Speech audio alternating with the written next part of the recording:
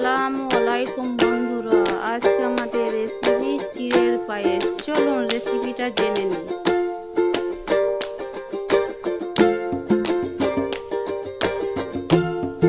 200 গ্রামের মতো চিড়ে নিয়েছি। চিড়েটাকে ভালো করে ধুয়ে নেব।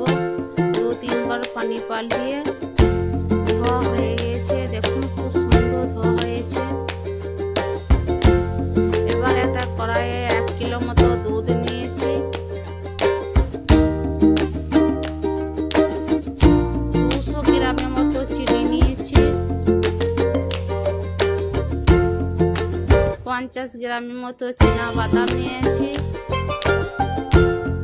কাজু বাদাম আর কিশমিশ নিয়েছি। 2টি তেজপাতা নিয়ে